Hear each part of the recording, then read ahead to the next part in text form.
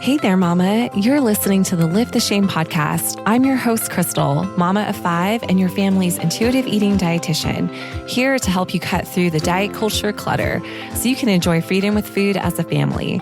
I'm on a mission to help you end the generational legacy of diet culture in your home so you can experience motherhood free from food guilt and body shame.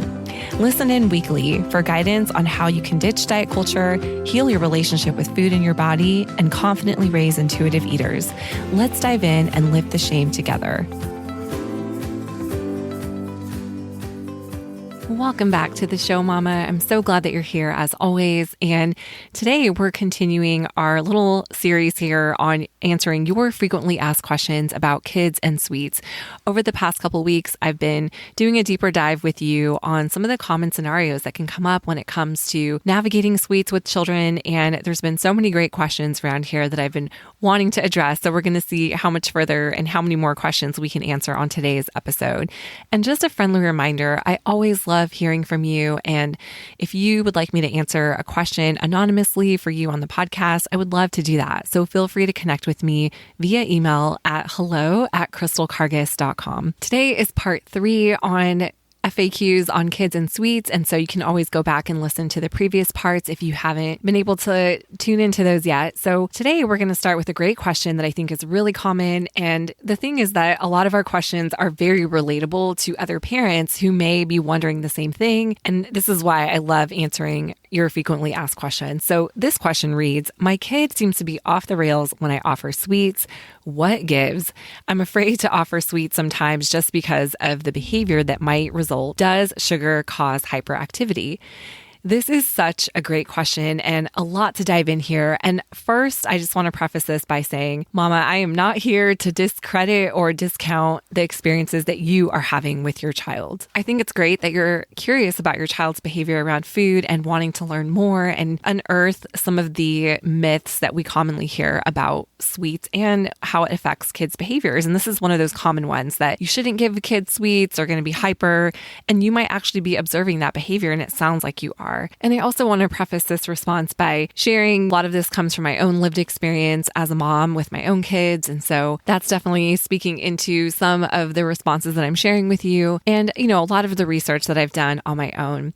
And I also have a couple children who are ADHDers. And so that is something that I'm also cognizant of and aware of. And so this is also informing my own responses when I'm sharing answers to the questions that you're asking. So just keep that in mind as you're listening through this. But a couple things here. So this is, again, a really common theme. And also, I feel like it's definitely one of those fear-mongering things that diet culture loves to sink its teeth into and promoting this idea that sugar is toxic, that our kids can't handle it, that it causes them to melt down and completely derail them, that they can't focus, all those things that we hear. And again, not to dismiss anything that you're observing in your own child, but maybe let's piece apart some things that can potentially be happening here and surfacing as hyperactivity after sweets have been ingested. So one thing to understand is that research, interestingly enough, has found that there is no direct causation between a child's sugar consumption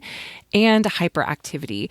So it's not to say that you may not be observing that, but simply to open up the possibility that it may not necessarily be the sugar content alone. And that is what tends to happen is sugar becomes the culprit of all these things that we're seeing or undesirable behaviors that we're seeing in our child. And so that can create a lot of worry and stress about offering sweets to your child, especially if you're worried about how sugar consumption might affect them. And, you might feel like you're kind of stuck between a rock and a hard place because you want your kids to enjoy sweets.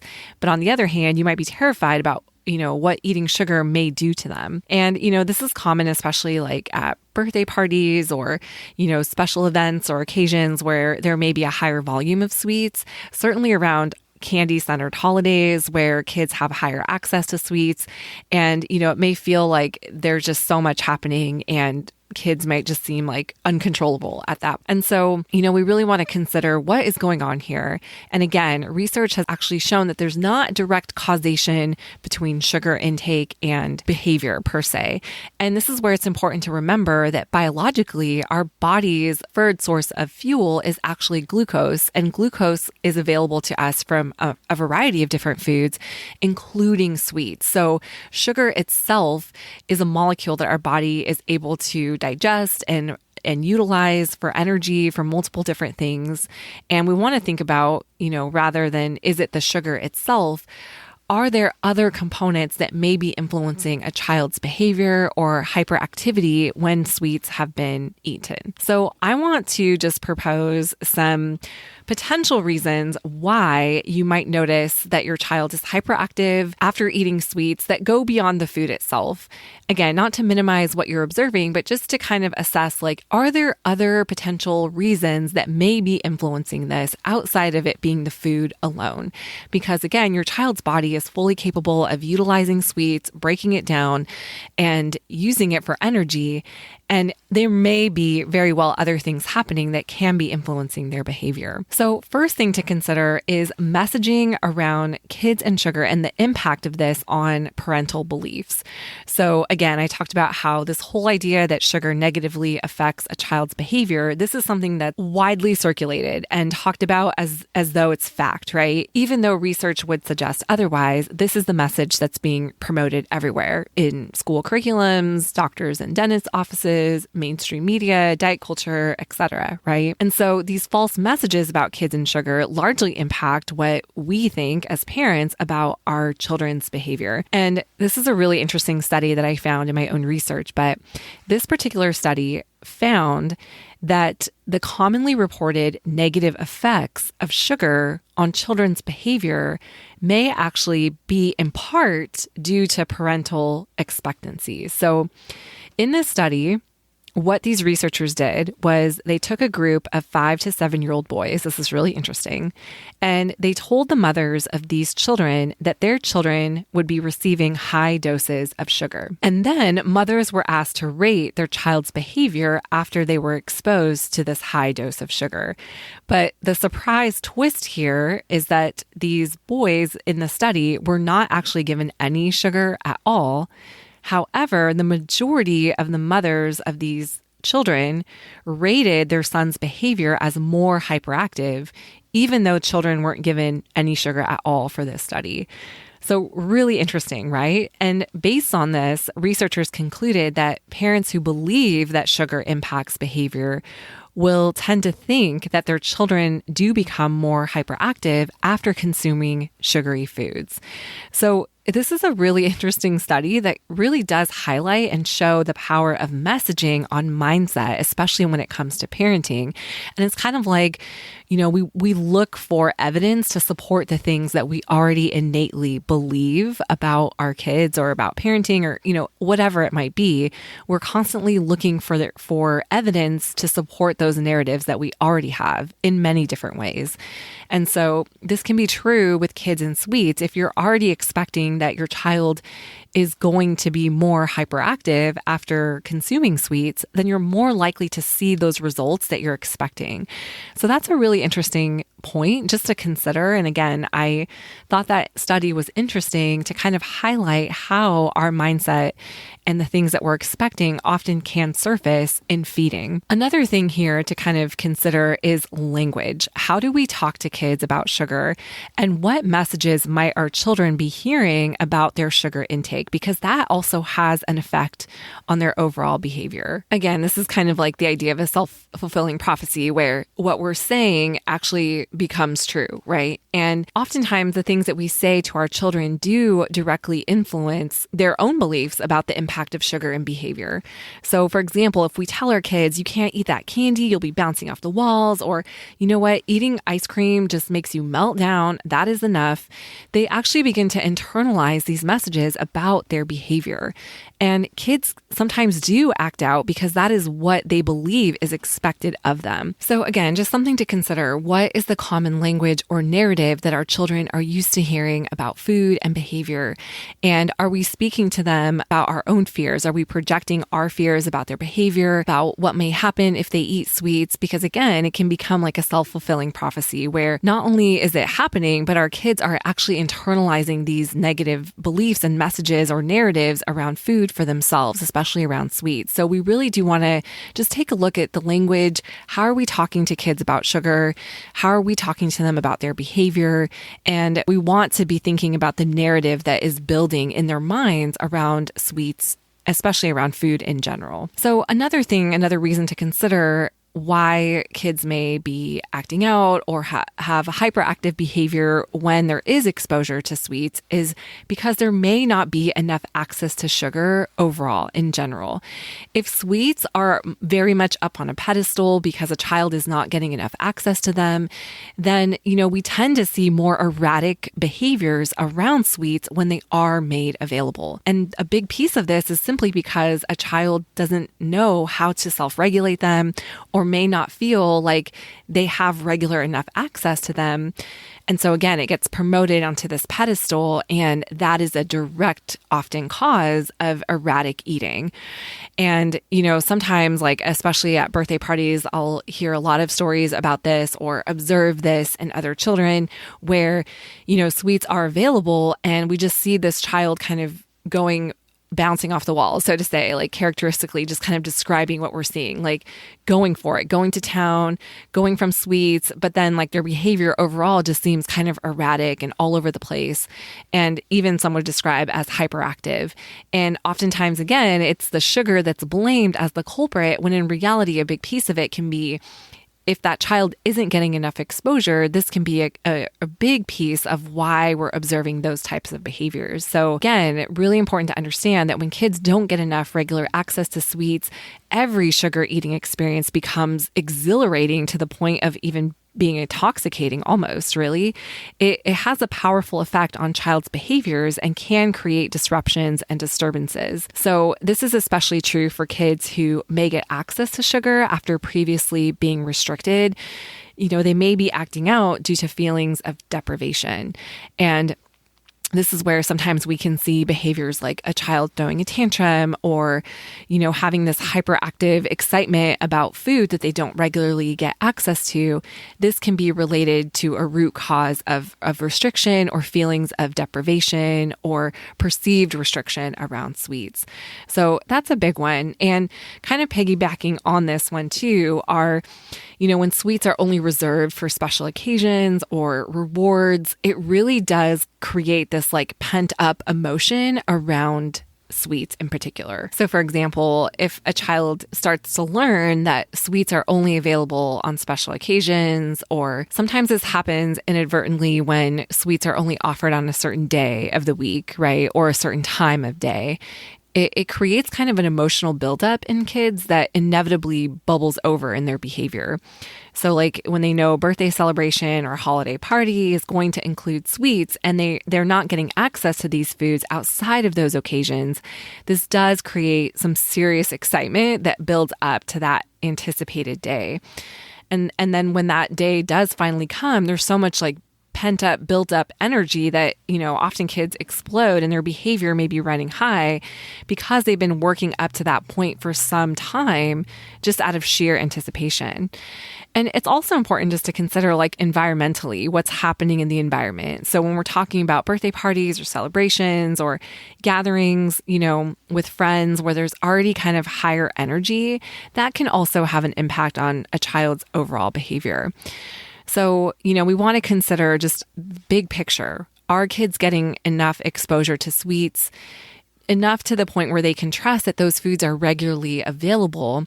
And it doesn't mean that those things are going to become less exciting per se, but it does help reduce some of the anxiety or again, those kind of erratic behaviors that we do observe when a child doesn't have regular access to these foods. Last point here I wanted to just point out is that oftentimes kids are picking up on our anxieties around food too. So if the way your child's eating or the foods that your child prefers or the foods that your child is gravitating towards are making you uncomfortable or maybe bringing up some distress for you, we want to remember that kids are very attuned to our emotional state. That's part of the parent-child relationship. And oftentimes, without even intending to project our discomfort or our anxiety, our kids naturally can pick up on what we're feeling, what we're thinking, right? And so, if we're feeling anxious or we're feeling this pent-up high energy because of our distress and we're not able to manage and regulate ourselves, that often does get projected onto our kids. And so that can be something that is also at play here. And I do want to stress that how you feel about your child eating sugar is not your fault. And it's likely a culmination of many damaging societal messages around food and bodies. And, sharing some of these things is not intended to create shame in any way whatsoever. At all. It's really important that I stress that, but rather just looking at the bigger picture and understanding what is the narrative around sweets that you may be bringing into this picture around your child, around their behavior. What is the narrative that you are building in your own mind around food and your child? And is that something that is going to help their relationship with food, or is that something that can potentially be hindering to their relationship with food? So just something to consider. Again, so much of feeding kids is hard, and a lot of it has to do with us, and it has to do with having some self-awareness around what's coming up for us and how this is influencing the way that we engage with our kids around food. And just remember that when we are internalizing these fear-based messages that are really rooted in diet culture, it can make us and cause us to feed our children from a place of fear, right? Like fear-based feeding approaches are often rooted in subtle forms of restriction and scarcity and restraint. And this idea that we can't trust our kids and we can't trust their bodies. And that is something that I do think is important to be aware of. And we want to be able to challenge those old narratives so that it's not something that is being perpetuated into this next generation. So just some food for thought. I do also want to highlight that there are many other factors that influence our children's behaviors and also periods of hyperactivity. I think it's also important to address that periodic bouts of hyperactivity in children are normal and not something to necessarily demonize. But of course, you know your own child best, and it's important to trust your intuition and trust what you are reading about your child. And sometimes, kids have increased energy and this can come across as hyperactivity, but there are also other influencing factors that can play a role in a child's overall energy levels on any given day. And that includes things like their temperament, stress, sleep, their overall nutrition intake, movement and activity. Are there environmental stressors that are influencing how they're feeling? Are they emotionally dysregulated? Many different things that can influence behavior and also hyperactivity that may be observed. As a mom of ADHDers myself, I do understand the concern around hyperactivity. And I think it's also important to look at the bigger picture of our child. And even in a case where there's neurodivergence or hyperactivity related to ADHD, we have to remember that children who show a higher interest in sweets are more likely to fixate on those foods if they are not made regularly available. And that's something, again, to look at the bigger picture, the bigger context of what's happening, how is your child functioning overall, and, of course, take a closer look if there's anything or any behaviors that are concerning to you. I do want to just leave you with some tips in mind, because again, I think this idea of kids having a sugar high or erratic behavior that might result if they eat something sweet can be concerning. And oftentimes it's this belief that may prevent parents from allowing their children to have sweets because they want to try to mitigate this behavior. But again, we really want to emphasize that it's not the sugar itself, and oftentimes there may be other factors at play. So I want to leave you with some tips to keep in mind as you're navigating this. And tip number one here is consider your narrative around sweets. So when it comes to your own beliefs and language around sweets, what is the main narrative that these are coming from? Is it one of fear? Is it a belief that your children will automatically act out when eating sugar? Really changing our mindset and our thoughts and our language can be really empowering to help you take a more neutral approach to these foods. And in turn, this can help your kids be more relaxed about eating these foods as well.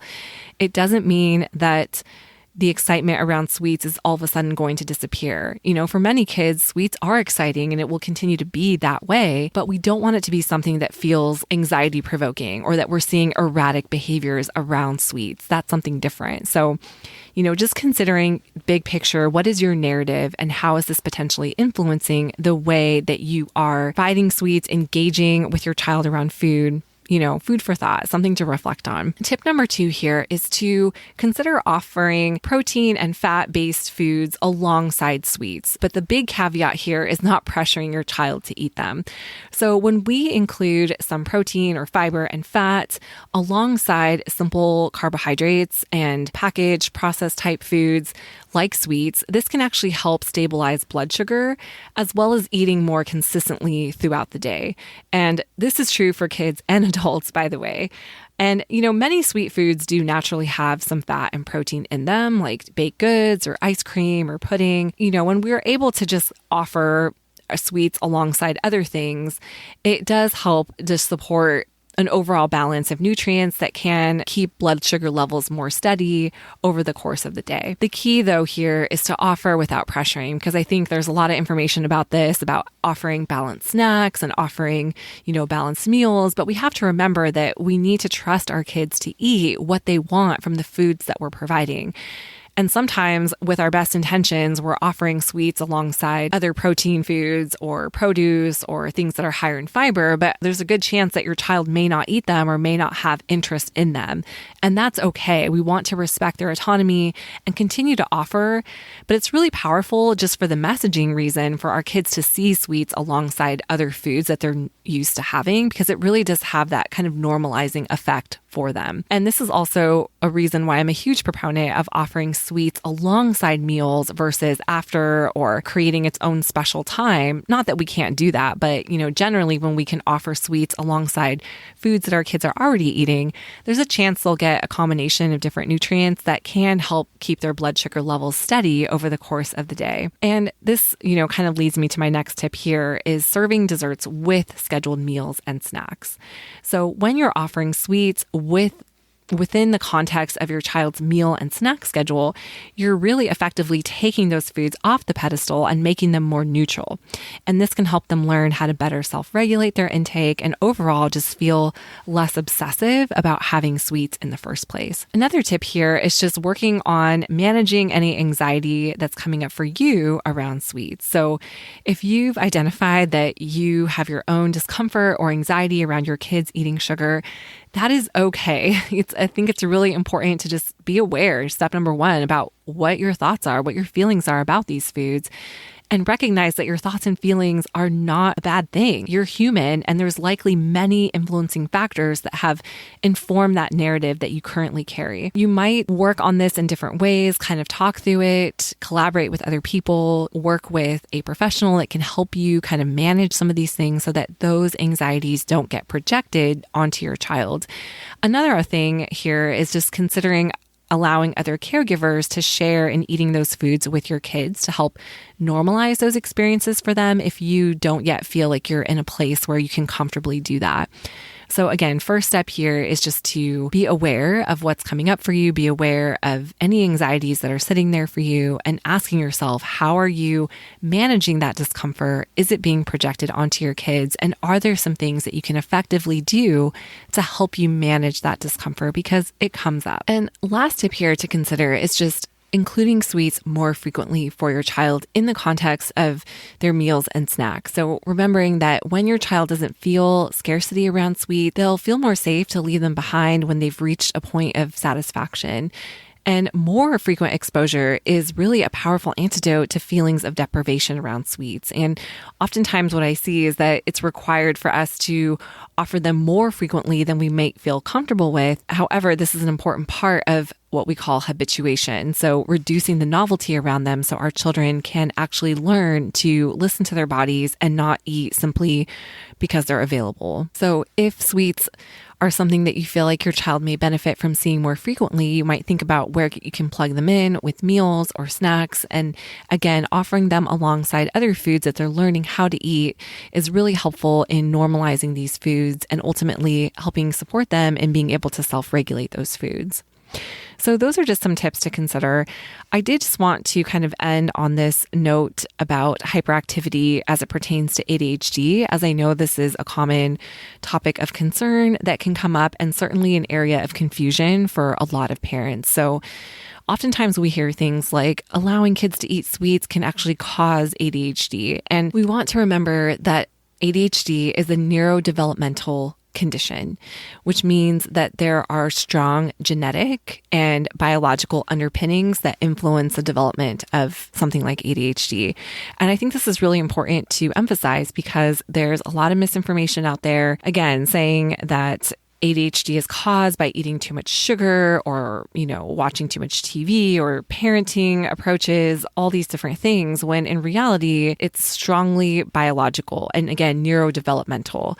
And I think that's really important, again, to address to alleviate shame that may be associated with raising a child that has ADHD. And certainly from my experience with my own children and also working with other neurodivergent families and children, oftentimes what I see is that kids with ADHD are more likely to show a higher interest in sweets. However, these children are also more likely to hyperfixate when sweets are not available. And this idea that eliminating sugar will somehow, I'm saying this in air quotes, cure ADHD or eliminate some of the symptoms associated with ADHD, like hyperactivity, is really a damaging narrative. And it often creates more problems for a child with ADHD.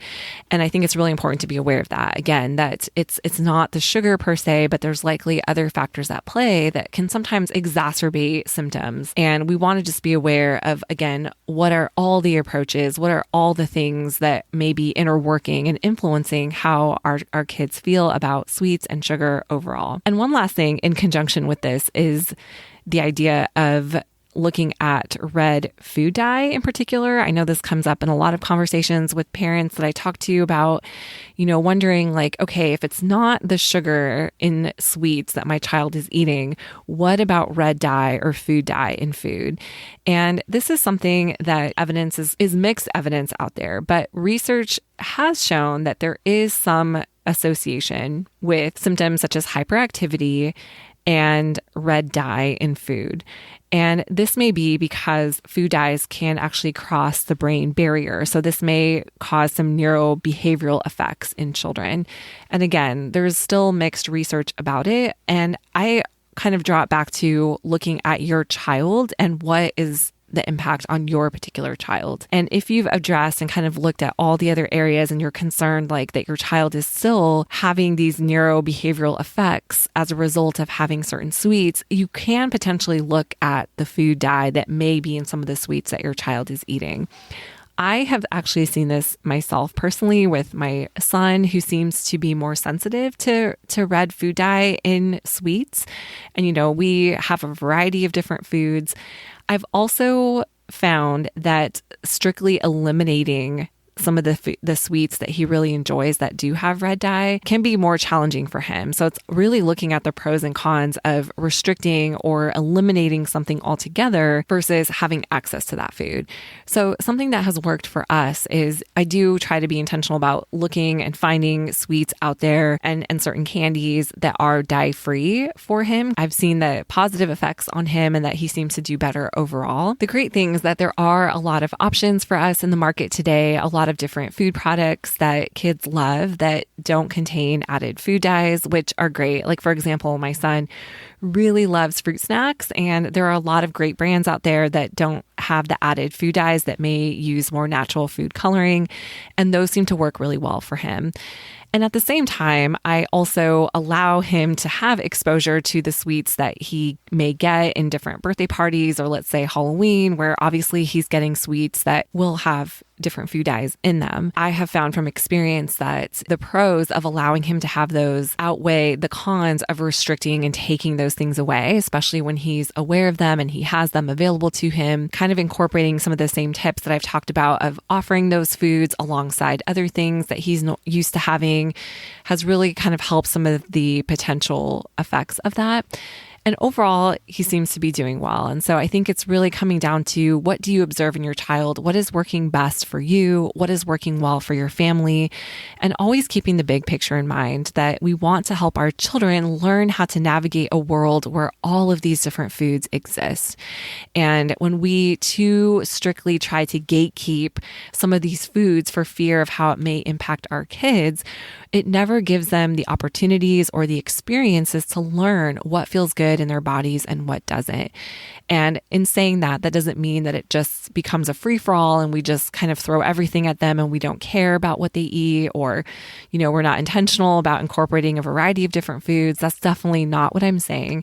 But we do want to be cognizant of the foods that they are showing an interest in and giving them intentional opportunities within the context of their eating routine, the foods that they're used to seeing, so that those foods don't become on a pedestal or something that they now become obsessive with, because that obsessiveness, that preoccupation with sweets is often a main culprit for disordered eating and even eating disorder behaviors down the road. And so a really important way to decrease those risks are making those foods accessible and, being intentional about incorporating them and taking a neutral stance towards those foods, where there's not good food versus bad food. Again, that rigid way of thinking, that dichotomy around food is often a direct trigger for rigid eating behaviors that is very likened to eating disorders. So we want to avoid that with our kids and learn to take a neutral stance towards food. And really, the more chill that we are about food and sweets in particular, the more that our kids can also pick up on that mindset and that mentality. But I know it's easier said than done. And feeding kids, again, is hard. It's not easy. And you're doing a great job. You're doing the best that you can with the information and the resources that you have. And just remember that fear-based feeding tactics might seem like a short-term solution, especially for kind of maintaining some pseudo sense of control for our kids long-term. But again, are they really helping support your kids and learning how to self-regulate all foods, especially sweets? And we want to keep the big picture in mind of what we're working towards to help our kids develop a healthy relationship with all foods. And you're doing it. You're making it happen. I know it's a work in progress. I always say it's a marathon, not a sprint.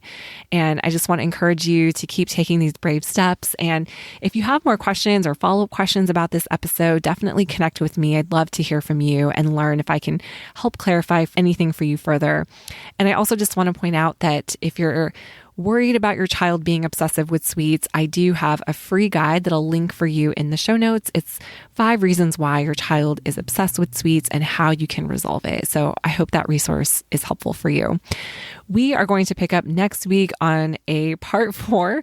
I still have a handful of questions that I'd love to get through, so I'll try to rapid fire through those.